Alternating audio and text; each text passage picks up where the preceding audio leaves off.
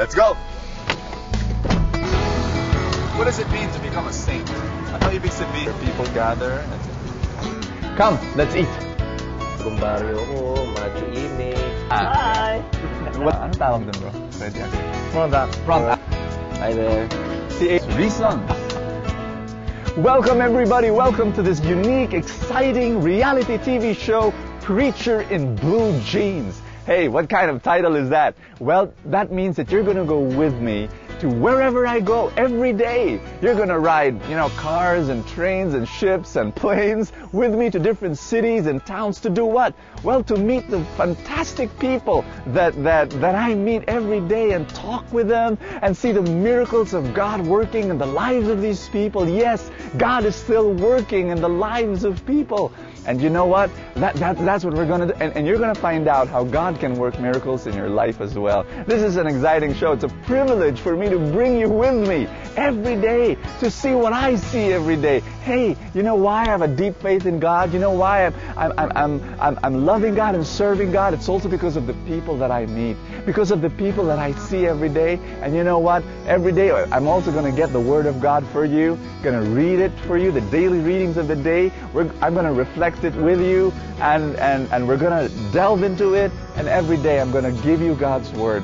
What kind of show is this? This is a show, Preacher in Blue Jeans, where you will see me speaking to you about the practical realities of life and what does God say about that, about your situation, about your life, and about your family, about your work, and what does God say about money, and what does God say about kids, and what does God say about your problems. Listen to me. God is here, and God wants to bless your life, and God wants to create miracles in your life. So come with me and witness God, the miracle worker, working beautiful things in your life. This is the first episode of what? Preacher in Blue Jeans. Blue jeans. Yeah! And what does that mean? It means that God cares for you, not only for your spiritual life, but for every area of your life, your physical life, for your material life. God cares for your next meal. God cares for you. That's why I'm married. I deal with businesses. I deal with my kids every day, And by the way, you know where I am? I'm in Mary Hills Retreat House. Look at that. That building over there, that's a beautiful place. First time I was here, that was 27 years ago. I was a 13-year-old kid, and I was a small kid. I went to a retreat with Father John Sherlock, who I am working with until now. He's 84 years old. Would you believe that? But there, I've been living my life with God and serving God as a preacher, and I am here taking a retreat together with these fantastic guys and their wives, Kerygma preachers. You've got Mike Joseph and Arun Gogna and Alvin Barcelona and Obet Cabrillas and John Escoto, and then we've got our friend Ariel Driss here, and just Riza Singson, editor of Kerygma magazine, that great magazine, wonderful. I'm biased. And Adrian Panganiban, just wonderful guys, and they're all preachers in blue jeans. That's not my title, exclusively owned. No, it's because they also have jobs. Most of them have kids, and we're all lay guys, lay people, ordinary blokes. Wala lang, ordinaryong mga tao na they go through the daily grind of life, but they love God and they want to serve God, and that's our message to you. God is with you right now wherever you are, whatever you're going through. So come with me to the retreat house. Come with me, walk through the corridors, walk through the rooms, meet the guys who are my friends and who are my working buddies, who together, come on, let's go.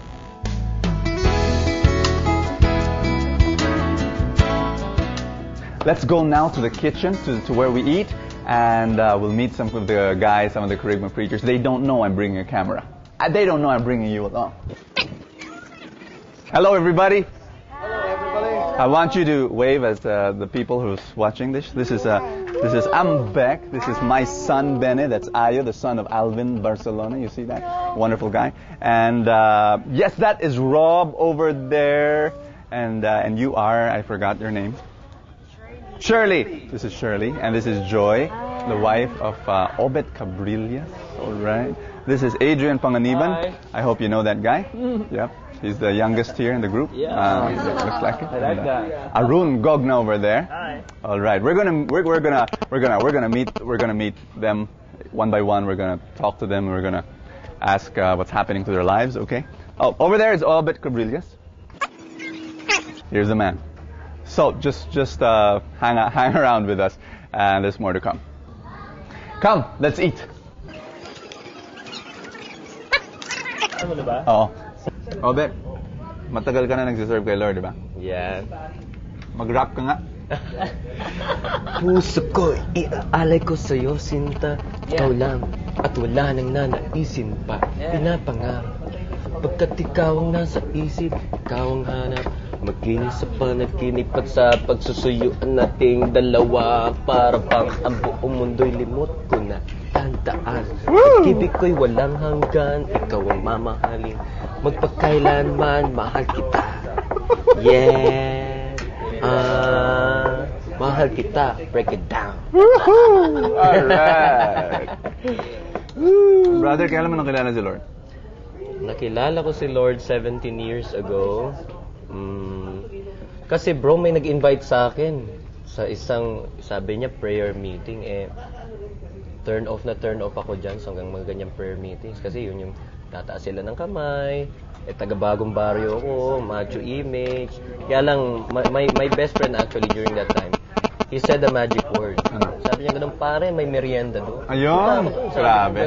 Dapat punta tayo dyan. Trip. Oo. Tapos sa loob yun, I received love, acceptance, lahat-lahat. So, from that time on, in love na ako kay Lord. So, And you're a preacher now. yeah, oo. Pero Praise meron kang, God. yung ito ng buhay mo, one time I'm gonna interview even more lengthily there. Pero, konting ano lang, 5 seconds na, Yeah. na you were a frat man. Yeah, I am. And, I was. Frat man ka pa rin ngayon. Pero Hindi iba lang na yung ako- frat mo. Bro, hindi lang ako fratman, ako yung hitman ng aming frat. I'm the hitman. Oh, One of nambubugbog ka the- ng tao. If need be. Oh. Kasi, ano yan, parang game bro eh. Oo. Parang, iskoran yun. If you bloody the head of the person, Oo. that's one. Pero one interesting game. no, dahil maliit ka, ganyan bro. Pero ikaw yung... O kasi malaking katawan ko noon. And, Hanggang ngayon naman. wow.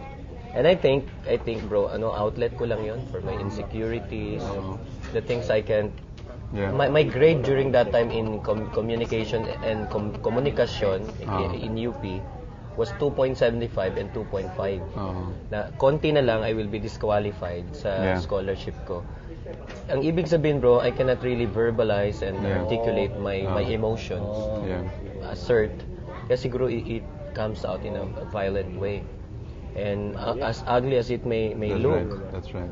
being violent is one of those expressions, bro. And Grabe, no? even it sounds sinister, bro, I find satisfaction in engaging in a fight. Grabe, no? Yeah. Can you help me open that? Sure. Pero yung yung mag-fast track ako, bro, dahil Sige, bro. binago ko na ng Diyos, and you're Amen. now married, you've got God a is good. wonderful boy there, Yeah, and you've been working in Land Bank for how many years? for 10 years, bro. 10 years. 10 years in the bank. 10 years in the bank. Corporate world. And Public now servant. you want to do more preaching and also get into business on your own, Yes, entrepreneur. yes. Yeah. And kwento mo nga ng konti para mainggit kami. I've been working in the bank, but at the same time, during nighttime and weekends, puro preaching engagements, speaking, pastoring, helping people, giving retreats, writing. Bro, I believe nung una kong tinawag ni Lord Yeah. to preach the word of God. By the way, you are a very effective preacher. Thank you so much, bro. Sobra. Saya ng tao pag nandiyan ka. Ayun nga bro, as a bangko ko, siguro the need to be free was there. I was being called to serve more.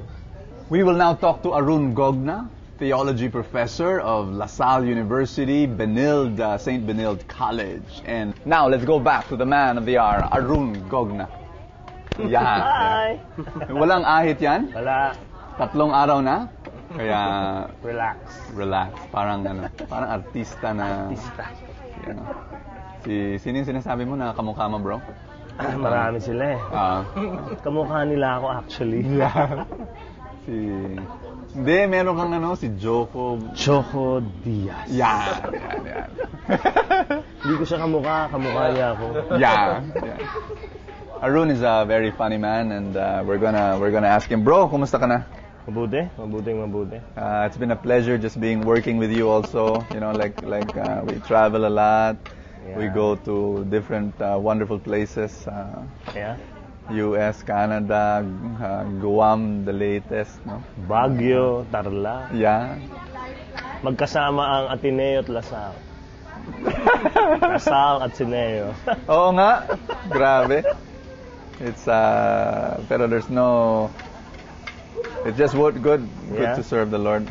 Bro, ano yung feeling mo na kasi pareho tayo, we serve the Lord. We started serving God as a young guys, you know. I was 12 when I came to know the Lord. Ikaw naman 13.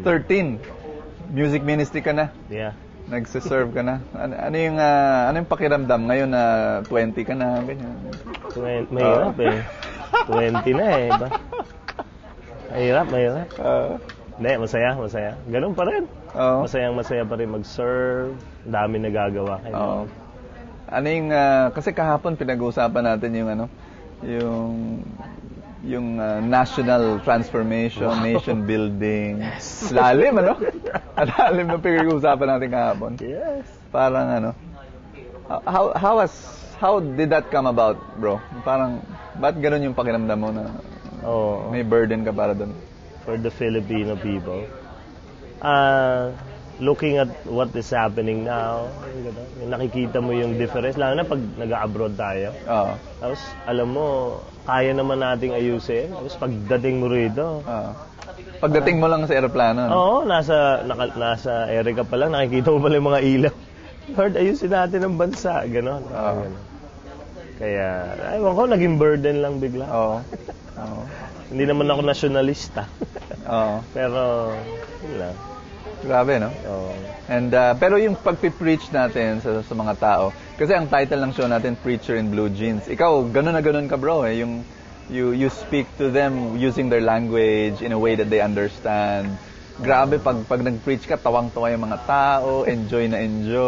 And then they see themselves in whatever you're sharing.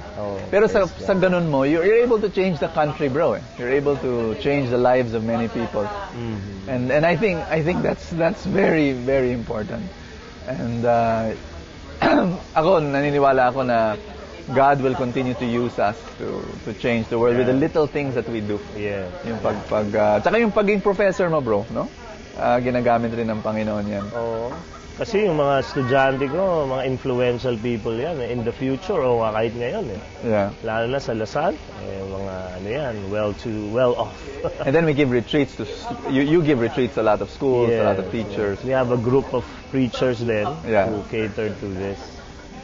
Creative House ang pangalan. Galing. Praise the Lord. Meron ka bang gustong i-share, bro, na anything God is doing in your life now na you'd like to share to them? Yung book, yung bago kong libro. Tama. Happy Secrets to an Obedient Life. Yeah. Available at all bookstores. Powerful. Kasi yung pag pinisent mo siya sa isang takot pumuntang simbahan, hindi siya threatening. Kasi pag binasa mo, it's funny. Pero parang yung mga talk mo. Parang ganun. Very funny, lots of jokes. Dapat relevant eh. Pag hindi relevant, wala tayong meaning sa kanila. Kaya dapat.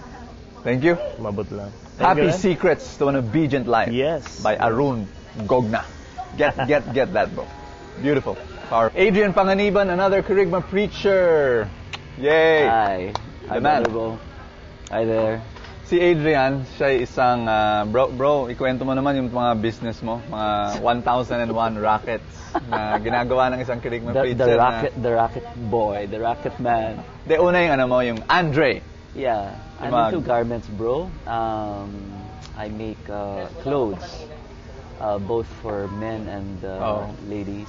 Pati mga kumpanya, yeah, pinaka-bulk ng trabaho ko is uniform, corporate uniforms. And then I do mga made-to-orders. Yeah. Aside from that business, you also have concerts. Yeah, I'm an event coordinator. I do concerts, I direct, I coordinate. You sing. I'm a wedding planner. Of course, I sing. That's all my over first, the world. That's my first love. All over the world. Concerts in US, in Canada, in Guam, kung saan-saan. Yeah. Galing. And then, through you, brother, I preach. Hallelujah. For Kerygma. Amen. And yun yung sinasabi ko na this is preachers in blue jeans. Ito yung mga taong nagpipreach, nagsiserve sa Panginoon, pero nagtatrabaho, they go through the daily life of problems and so on. Yung mga problema ng isang businessman, bro, hindi biro yan. Oh, yeah. I mean, yes. people who are watching right now, they're businessmen, alam nila yan. Yes, bro. Totoo yan. Babayaran mo yung sweldo ng mga tao. At sana kung sweldo lang, bro. Ang problema ng tao, lahat ng tauhan mo, problema mo rin. Oo nga. Pero kung minsan, nakakalungkot doon, ang problema mo, mag-isa ka, problema mo yun. Buti na lang, may barkada tayo. Yeah. Meron tayong Kerygma Preachers, may K9, at may K5. Yung Kerygma 5, yan yung mga kumakanta ng Kerygma Preachers. Yes. We've been doing concerts around the Philippines as of now, pero in the future, I'm sure. Yeah. Makarating tayo sa ibang bansa. Bro, ano yung nakikita mo? Kasi when I talk to you, one of the things that strike me, you were in showbiz before. You were a singer in TV when you were a young teenager. Yeah. And hanggang ngayon kasi ang kaibigan mo sila Boyet De Leon, sila Rex, sila, We belong to one community, the Oasis. Oasis of Love, Oasis of Pero in spite of that, pag nag-uusap tayo, si Lord lagi yung binabanggit mo, mahal mo si Lord, you pray every day, you go to mass every day, rosaryo ka. Galing mo, bro? I mean, sa gitna ng glitter, sa gitna ng negosyo, sa gitna ng ng showbiz na mga kaibigan, yung kapit mo kay Lord, ibang klase. Yes, kasi brother, parang clear yung message ni Lord na pinakita niya sa akin kung ano talaga yung temporary at saka kung ano yung forever or yung eternal. That's right. Clear sa akin. Galing. Yeah. Galing. Pero it doesn't mean na talagang nakawala na ako totally sa mundo. Ando pa rin, pero alam mo yun na yung the struggles of human life. Oh, yeah. And when lahat tayo meron ganun. Yeah. And by the way, I'm also a tour escort for pilgrimages. And by April, magkasama tayo sa Marian Pilgrimage. Ganun yata yung common denominator ng mga kasama natin, mga magkakaibigan tayo. Ang dami natin ginagawa. Yeah.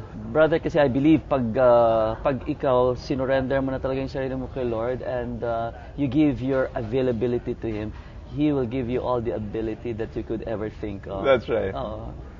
Galing. Beyond your wildest dreams. That's wonderful. Diba? Ang daming magagawa ni Lord para sa iyo, para sa buhay mo. Amen. So that is Adrian Panganiban, the man who sings very well, fantastic voice, and most of all, a great heart for the Lord. I'm going to talk to Alvin Barcelona, a Freddie Aguilar. Anong tawag dun, bro? Freddie Aguilar. Front act. Maganda yung joke mo sa front act. Ang front act, yan yung nauuna sa star, di ba? Main act. Main act. In short, habang wala pang tao. Pampaipon. But that's very challenging. Oo. Hindi, tsaka nakilala ko si Freddie through you. Yung nakita ko at least na makumanta ng anak. Grabe, no? Yes. Kakatuwa. Anyway, it's bro, kwento mo naman yung from being a rock star to going around Europe performing concerts with Freddie Aguilar. Ngayon you're a Kerygma preacher, you're sharing God's word to many people. Paano yun? Well, una naisip ko talagang yung bahagi ng buhay ko bilang rocker. Nakatulong In fact, palagay ko plano talaga ng Diyos yun. Talaga. Kasi ngayon, that's what I do. In fact, I always tell people, I still am a rock singer. Yeah. Because I sing to the rock. Ngayon. Tama. Because most of the times, ang namin ngayon sa mga kabataan So, alam mo na, kahit na medyo lipas na ako sa pagkabagets, pero nakaka-relate pa rin ako sa kanila. Siyempre.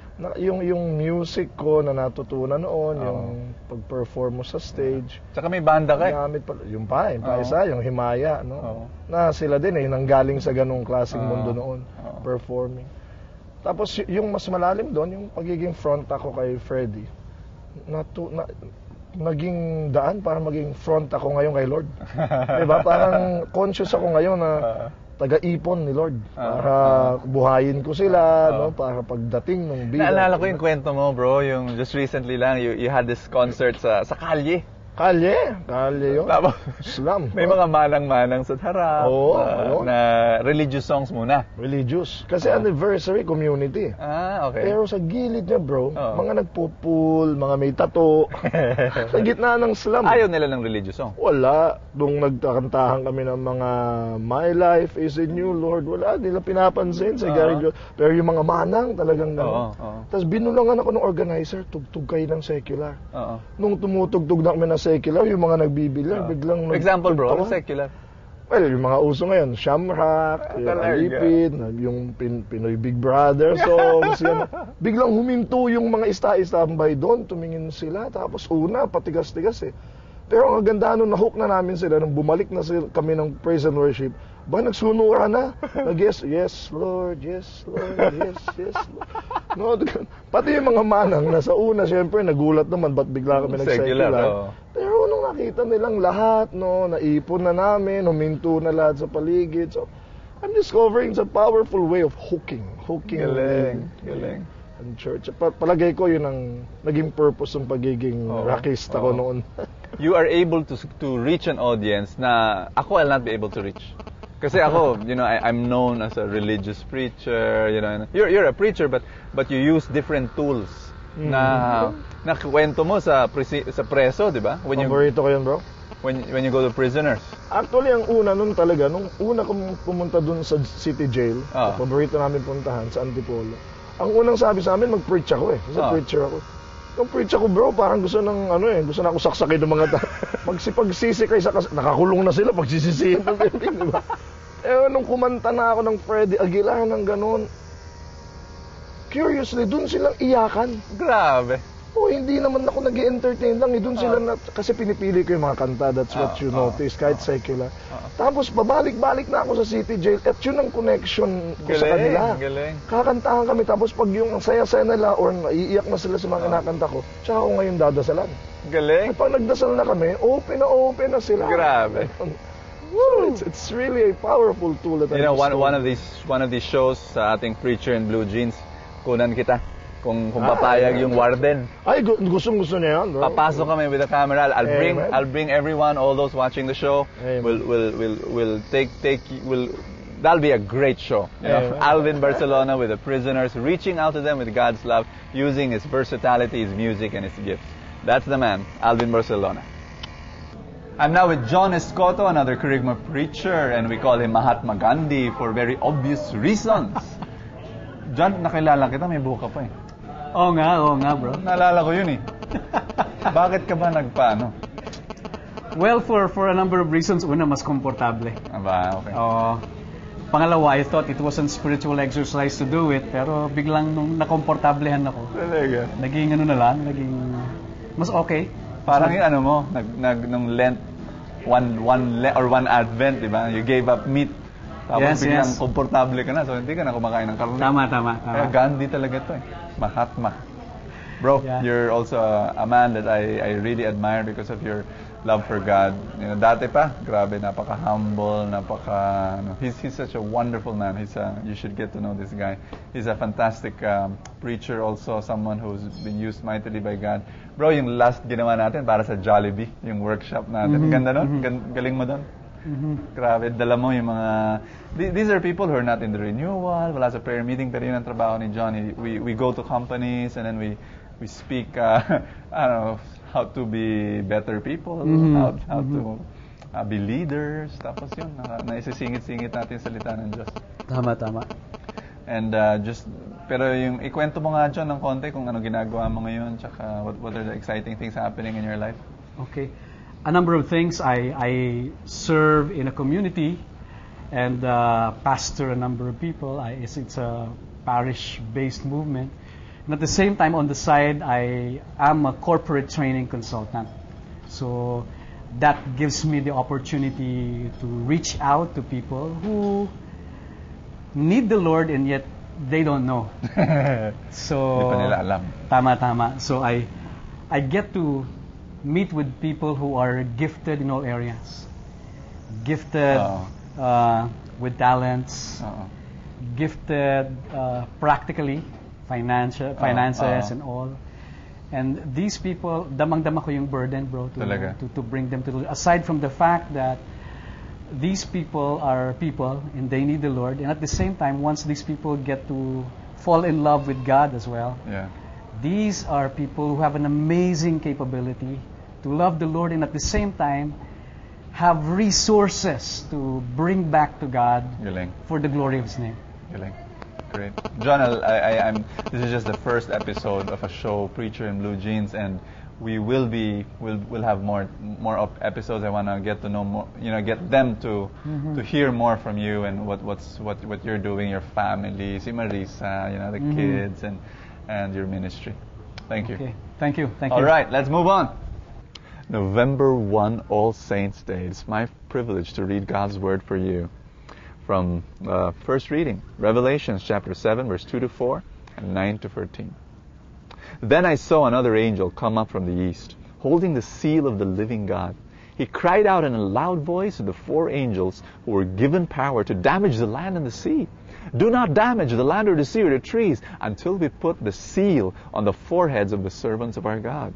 I heard the number of those who have been marked with a seal, 144,000 marked from every tribe of the Israelites.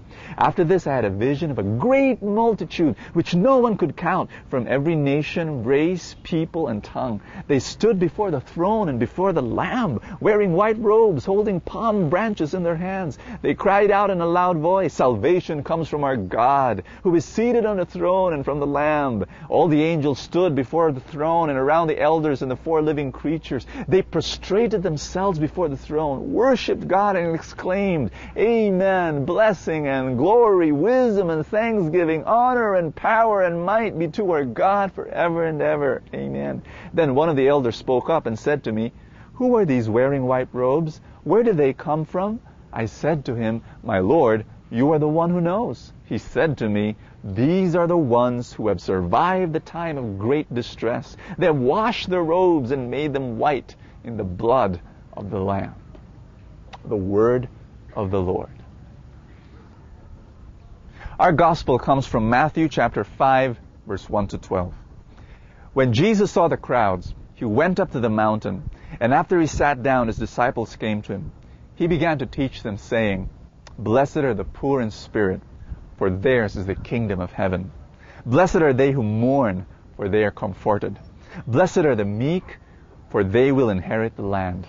Blessed are they who hunger and thirst for righteousness, for they will be satisfied. Blessed are the merciful, for they will be shown mercy. Blessed are the clean of heart, for they will see God. Blessed are those peacemakers, for they will be called children of God. Blessed are the persecuted for the sake of righteousness, for theirs is the kingdom of heaven. Blessed are you when they insult you and persecute you and utter every kind of evil against you because of me. Rejoice and be glad, for your reward will be great in heaven. Thus they persecuted the prophets who were before you." The Gospel of the Lord. All Souls Day, November 1, mga Pinoy nandito. Siguro dapat bukas sila, no? November 2, All Souls Day. Pero nandito sila, they're visiting the dead, their loved ones who passed away. Maybe because they believe that somewhere, somehow, because of the mercy and the love of God, tayong lahat santo. Eh, di ba yung mga santo, mababait daw, yun daw yung talagang pure at lagi nagdadasal. Ganun ba tayo? We have faith that somehow the mercy and the love of God comes to us and makes us saints. And those who are alive, alam mo, ang paborito kong kwento, yung kwento ni Saint Teresa of the Child Jesus. Isang simpleng babae, at the age of 15, entered the convent. Sinabi ni kaibigan ko si Father Rudy Horst, basahin niya yan sa Sabat. Sinabi niya, at the age of 24, namatay. Piruin mo, at the age of 24, namatay. Tingnan mo, the kind of life that she lived. wala naman siyang ginawang special na may mga himala ba siyang ginawa, great achievements. Was she able to build an orphanage? Was she able to, wala. Tingnan mo yung buhay niya. And yet, why was she called and proclaimed by the Catholic Church Doctor of the Church? Doctor of the Catholic Church. Grabe, laking title yan. And you know why? Simple lang, because she wrote about her little way of holiness.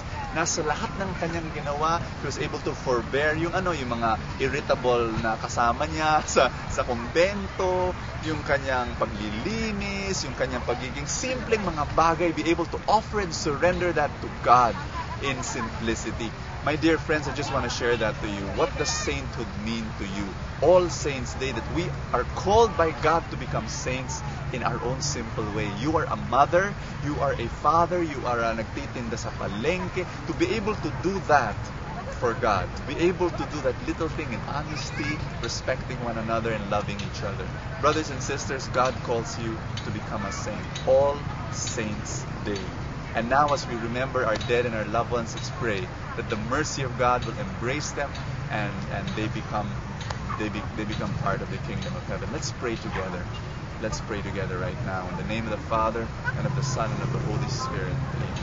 Heavenly Father, we do ask you for your grace and your mercy upon those whom we love and those that have passed away. In Jesus' name.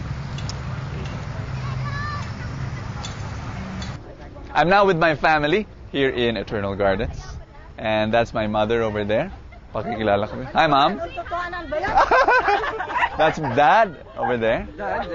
My brother-in-law, Abel. My niece, Chitin. Hi. That's Boy, my brother-in-law. All right. Over there is Beng and her boyfriend. My sister over here. Sister. Okay, my nephew there with the afro hair. Look at the guy in the afro hair. There, and Marco, that's Pinky, my sister. And here's Chichi. Where's Chichi? There she is. No. At dito yung pamilya ko na si Basilisa Malapit. Paki-focus nga, brother, sa Basilisa Malapit yan. That's my aunt. She's perfect example of someone who loves God. Alam mo ang pangalan we call her Ninang. She died at the age of 87 or something like that. And she was someone who, naalala ko nung maliit ako, she would always ask me, what do you want to eat, every day. And then nung nagkaroon kami ng prayer meeting, siya yung nagluluto para sa amin. And ilang years yun, 20 years. Serving us in such wonderful ways, and ganun. That's what sainthood is all about, Very simple, very quiet, service every day. You don't have to do great miracles. Hindi mo kailangan gumawa ng isang institusyon, It just means every single day loving God with all your heart. Thank you very much for the first episode of Preacher in Blue Jeans, and I'll see you tomorrow. God bless you.